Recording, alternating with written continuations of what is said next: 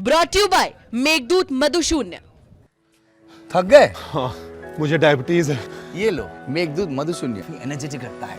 अरे वाह। मेघदूत मधुशून्य खाओ, फिट एंड फाइन हेल्थ बनाओ। हाईकोर्ट के आदेश के बाद वाराणसी में ज्ञानव्यापी को लेकर एएसआई सर्वे शुरू हो गया है। इस देश में शैवों ने रामानंदियों का, रामानंदियों ने वैष्णवों का, वैष्णवों ने और शैवों ने और रामानंदियों ने चारवाकों का आपस में इतना खून बहाया है जिसकी कोई तुलना नहीं की। गोरख पीठ जो है वो गुरु गोरख के नाम पर स्थापित की गई थी, जो ब्राह्मणवाद, कर्मकांड और पुरोहितवाद के खिलाफ। गोरख पीठ पूरी तरह से बौद्धों का मठ है। कोई और बता दे कि भगवान बुद्ध के बाद या उनसे पहले किसने ब्राह्मणवाद का विरोध किया। हाईकोर्ट के आदेश के बाद वाराणसी में ज्ञानव्यापी को लेकर एएसआई सर्वे शुरू हो गया है। हमारे साथ बात करने के लिए अपना दल के अमरावती से पार्टी के महासचिव पंकज निरंजन जी हैं। हाईकोर्ट के निर्देश के बाद एएसआई का सर्वे अब तो शुरू हो गया है। क्या तमाम लोगों ने कहा कि आपकी पार्टी के ही जो सहयोगी दल है समाजवादी पार्टी, उसके स्वामी प्रसाद मौर्य तो कह रहे हैं कि ये बौद्धों का है, तो आप भी इससे इत्तेफाक रखते हैं कि आपका अलग है कुछ? देखिए, वो ज्ञानव्यापी बौद्धों का है कि मुसलमानों का है कि किसका है, सिर्फ उसकी बात नहीं। लेकिन अगर हम बात ऐतिहासिक तथ्यों की करें तो इस देश, न सिर्फ इस देश में बल्कि समूची एशिया में पहली प्रतिमा भगवान बुद्ध की बनाई गई। मंदिर की अवधारणा भगवान बुद्ध को मानने वालों की अवधारणा मानी जाती है। तो इसमें कोई आश्चर्य नहीं कि उस जमीन के बहुत सारे हिस्सों में कहीं पर अगर साफ नियत से खुदाई हो, सर्वेक्षण हो, तो बौद्ध मठ और बौद्ध स्तूप और भगवान बुद्ध ही वहां से प्राप्त हों। इसमें कोई बहुत आश्चर्य की बात नहीं है। तो क्या आपको लगता है कि ज्ञानव्यापी के सर्वे में नीचे से क्या बौद्ध धर्म का निकल आएगा? मुझे ये नहीं लगता, लेकिन मुझे ये जरूर लगता है कि जो सर्वे एजेंसियां हैं वो इस विकल्प को खोलकर वहां सर्वे करें कि ये हिंदू मुस्लिम से अतिरिक्त भी एक धर्म है, उसको मानने वाले एक और भगवान हैं जिनके प्रमाण हैं, वो भी हो सकते हैं। इस विकल्प को खुला रखना चाहिए। ऐसा क्यों लगता है आपको? क्या ऐतिहासिक कोई ऐसी चीज लगती है? क्योंकि कहा जाता कि हिंदू धर्म तो चिर प्राचीन काल है। नहीं, मैं इस बात से सहमत नहीं हूं। अभी जो मौजूदा प्रचलित हिंदू धर्म है वो आदि गुरु शंकराचार्य से शुरू हुआ है।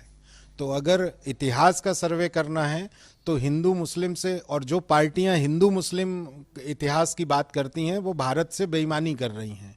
अगर आपको सामाजिक परस्पर लड़ाई, विद्वेष और इन सब का इतिहास खोजना है तो इस्लाम के भारत में आने से पहले वो कौन लोग थे जो यहाँ एक दूसरे को गाजर मूली की तरह काट रहे थे, वहाँ से शुरुआत करनी चाहिए। सच्चाई तो ये है कि इस देश में शैवों ने रामानंदियों का, रामानंदियों ने वैष्णवों का, वैष्णवों ने और शैवों ने और रामानंदियों ने चारवाकों का आपस में इतना खून बहाया है जिसकी कोई तुलना नहीं की जा सकती। और आज भी देखिए, हिंदुइज्म के नाम पर रामानंदियों ने कब्जा कर लिया है, वैष्णव संप्रदाय का कहीं पता नहीं है, शैव संप्रदाय के लोगों को ठग लिया गया है। तो पूरी तरह से तो कब्जा रामानंदियों ने कर लिया, तो इन्होंने तो हिंदुओं को भी बेवकूफ बना दिया। तो खैर, ये हमारा मुद्दा नहीं। हमारा मुद्दा ये है कि भगवान बुद्ध इस देश का यथार्थ है। बुद्ध के अतिरिक्त भारत की कोई उपलब्धि नहीं है। दुनिया में अगर भारत अपनी किसी एक उपलब्धि की वजह से जाना जाता है तो वो ये कि इस देश ने, इस जमीन ने गौतम बुद्ध जैसे महामना को पैदा किया, जिसने मनुष्यता से देवत्व तक का सफर पूरा किया। लेकिन जिस ज्ञानव्यापी के सर्वे की बात हो रही है वो भगवान शिव की बात है, और शिव तो आदि अनादि काल से, उनके अस्तित्व को भी आप चुनौती दे रहे हैं। शिव जो है वो बुद्ध के समाधिस्थ स्वरूप का अपभ्रंश है। इस धरती पर सबसे पहले समाधि और समाधिस्थ हो जाने की जो अवधारणा है वो बुद्ध ने दी। तो आज जो लोग हैं, जो शिव का जो मूल रूप है उसको जो वो शिव कह रहे हैं, वो बुद्ध का ही समाधिस्थ स्वरूप है। जब बुद्ध स्वयं समाधिस्थ होकर बैठे, उसी को समाधिस्थ शिव के रूप में आज लोग परिभाषित कर रहे हैं और पूज रहे हैं, नाम बदलकर। आपके सहयोगी दल के नेता हैं स्वामी प्रसाद मौर्य, वो तो कह रहे हैं कि बद्रीनाथ, केदारनाथ, रामेश्वरम ये सब बौद्ध जो स्तूप थे वो थे, और बौद्धों के द्वारा जो वहाँ पे मठ थे उनको गिरा करके मंदिर बनाए गए हैं। देखिए, स्वामी प्रसाद जी अनुभवी नेता हैं, और पर मेरा ये कहना है कि हम सहयोगी समाजवादी पार्टी हैं, उस के हैं, उस पार्टी के किसी नेता से हमारा कोई बहुत संबंध नहीं है और न हम उनके लिए जिम्मेदार हैं। पर मैं उनसे कहना चाहता हूं कि इस समय हमारी जो ज़रूरत है वो बेरोजगारी, भूख, गरीबी, इन चीज़ों की है। तो इस मुद्दों पर वो अपना अगर कोई बहुत तथ्यात्मक पक्ष रखेंगे तो ज़्यादा समाज का हित होगा। लेकिन आप भी तो उसी धारा पे चल रहे हैं, आप भी तो कह रहे हैं कि जो मंदिर है, जो एएसआई सर्वे है, आप वो भी कह रहे हैं कि बौद्ध धर्म उससे पहले है, और मंदिरों को लेकर कर आप भी कह रहे हैं कि जो ज्ञानवापी का सर्वे हो रहा हो सकता है उसमें बौद्ध जो मठ है उसके अवशेष मिल जाए। आप भी तो उसी धारा पे जा रहे हैं। नहीं, बुद्ध इस धरती का सत्य है और सत्य को सभी लोग बोलते हैं। वो बोल रहे हैं, मैं बोल रहा हूं, ऐसा नहीं है। एक ही सत्य है, उसको लोग अलग अलग तरह से बोलते हैं। मैं ये नहीं कह रहा हूं कि ज्ञानव्यापी मंदिर है कि मस्जिद है। मैं ये कह रहा हूं कि अगर खुदाई के आधार पर उसका निर्धारण होना है तो सिर्फ हिंदू और मुस्लिम विकल्प नहीं है, विकल्प बुद्ध को मानने वाले लोग भी हैं। तो उस पे भी उसकी खोज होना चाहिए कि कहीं ये इन दोनों से हटकर भगवान बुद्ध के मानने वालों का स्थान तो नहीं है। मैं ये कह रहा हूं। तो इसके लिए कहीं मांग भी रखेंगे, कहीं कुछ कि भाई ये बौद्ध धर्म के एंगल को भी खंगाला जाए, इसको लेकर के कहीं लिखा पढ़ी में भी आप लोग मांग करेंगे? देखिए, ये राजनीतिक मुद्दा जब बनेगा तो हम अवश्य मांग करेंगे, हम इससे पीछे नहीं है। लेकिन अभी एक बौद्ध संत, बौद्ध भिक्षु जो हैं, उन्होंने सुप्रीम कोर्ट में ये बात कही है और हम पूरी तरह से उनके पक्ष का समर्थन भी करते हैं। और हमारा ये मानना है कि भारत, विशेषकर उत्तर प्रदेश, बिहार से लेकर नेपाल वाला ये जो पूरा हिस्सा है, यहाँ जमीन के अंदर, जमीन के बाहर कण कण बुद्ध की मौजूदगी, बुद्ध की देशनाओं की गवाही देता है। आपने भारत नेपाल की बात की, और नेपाल बॉर्डर से ही सटा है गोरखपुर, और गोरखपुर में हिंदुओं का एक बड़ा आस्था केंद्र जहां से मुख्यमंत्री योगी आदित्यनाथ आते हैं, वो भी एक हिंदुओं का बड़ा केंद्र है। उसको लेकर के भी कोई विचार है क्या आपका? आज वर्तमान समय में आप हिंदू धर्म कह रहे हैं, लेकिन सच्चाई ये है कि गुरु गोरख जो हैं वो भगवान बुद्ध की अनुसरण करने वाली शाखा से निकले थे और बुद्ध के अनुयायियों में महानतम संत माने जाते हैं। तो गोरख पीठ जो है वो गुरु गोरख के नाम पर स्थापित की गई थी, जो ब्राह्मणवाद, कर्मकांड और पुरोहितवाद के खिलाफ उसको स्थापित किया गया था। अब आज वर्तमान में वहाँ पर बैठे लोग क्या कर रहे हैं, कैसे कर रहे हैं, ये विषय हैं, अलग अलग चीज़ें हैं। तो क्या गोरख पीठ भी जो है आपको लगता है कि बौद्ध मठ है? गोरख पीठ पूरी तरह से बौद्धों का मठ है।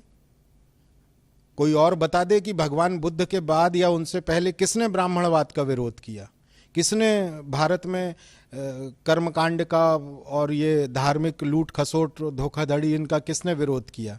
तो गोरख पीठ तो इसी बात के लिए गर्व से खड़ी है कि उसने उस पूरे उत्तर भारत को इस तरह के ब्राह्मणवाद से मुक्त कराया। लेकिन उसी गोरखपीठ के तो तमाम संत राम मंदिर आंदोलन से जुड़े रहे, उन्होंने तो कभी बात नहीं की। मैंने कहा ना आपसे कि वास्तव में छल हो गया वैष्णवों के साथ, छल हो गया शैव संप्रदाय के साथ कि इन पर रामानंदियों ने कब्जा कर लिया। ये सब अलग अलग हैं। कोई कह दे, इतिहास मौजूद है इस बात का कि रामानंदियों ने शैवों का, शैवों ने वैष्णवों का, वैष्णवों ने रामानंदियों का कितना खून बहाया है। तब तो यहाँ कोई मुसलमान नहीं था, दुनिया में इस्लाम नहीं था, दुनिया में ईसाइयत नहीं थी। तब की बातें हैं। तब कौन लोग थे, तो कौन ये आपस में काट पीट रहे थे? क्या आदिगुरु शंकराचार्य के नेतृत्व में बौद्धों के नरसंहार की साक्ष्य नहीं है इस देश में? इस देश में ये नहीं है कि आदिगुरु शंकराचार्य के नेतृत्व में किस तरह से बौद्धों को, बौद्ध भिक्षुओं को बिल्कुल गाजर मूली की तरह काट काट कर फेंका गया। तो ये लड़ाई, हिंदू मुस्लिम की बात करना, हिंदू मुस्लिम पर ले आना, इतिहास को सिर्फ मुस्लिम, इस्लाम, हिंदू यहाँ से जोड़ना, ये भारतीय जनता पार्टी का राजनीतिक उनकी एक रणनीतिक चाल है। वो समाज को, ना वो हिंदुओं के हितैषी हैं ना मुसलमानों के तो हैं ही नहीं, तो वो हिंदुओं के भी हितैषी नहीं है। हिंदू धर्म को जितना नुकसान भारतीय जनता पार्टी और नरेंद्र मोदी ने पहुंचाया है उतना किसी ने नहीं पहुंचाया। आप हिंदू अपने आप को कहते हैं, आप बताइए मलमास में कुछ होता है हिंदुओं में? आप हिंदू हैं, आप बताइए हिंदुओं की मान्यताओं को कि सिर्फ एक प्रधानमंत्री की सुविधा के अनुसार हिंदू रीति रिवाजों को तोड़ा मरोड़ा गया। कैसा हिंदू है जो इस बात पर विचलित नहीं हो रहा है? चतुर्मास में कुछ नहीं होता है, लेकिन प्रधानमंत्री की सुविधा से सारे नियम ताक पर रख दिए जाएंगे। ऐसा कैसा हिंदुओं का राम मंदिर की उसका राम मंदिर के निर्माण में राम मंदिर के इतना बड़ा जो आयोजन हो रहा है, इतना बड़ा प्रतिष्ठान अधिष्ठान बनाया जा रहा है, उसमें किसी शंकराचार्य की कोई भूमिका नहीं। बिना मोहम्मद पैगंबर के इस्लाम की कल्पना नहीं है, तो बिना शंकराचार्य के हिंदुइज्म की क्या कल्पना है? भारत में ये जो मौजूदा हिंदू धर्म है, ये तो आदि गुरु शंकराचार्य का दिया हुआ है। तो आदि गुरु शंकराचार्य को, 4 मठों को, 4 पीठों को, 4 शंकराचार्यों को जो ना माने, वो कैसे हिंदू हो जाए? वो साबित करे वो कैसे हिंदू है। क्या शंकराचार्य से भी ऊपर के लोग हैं क्या ये? तो सबसे ज्यादा इन्होंने अपने राजनीतिक लाभ के लिए हिंदुओं को बरगलाया है, हिंदू धर्म का नुकसान किया है। धन्यवाद। ये हमारे साथ पंकज पटेल हैं, जिनका कहना है कि बीजेपी ने सबसे ज्यादा हिंदुओं का नुकसान किया है और कहा है कि ज्ञानवापी में जो सर्वे हो रहा है उसमें मंदिर और मस्जिद के साथ बौद्ध मठ के भी अवशेष मिलने की संभावना से इनकार नहीं किया जा सकता।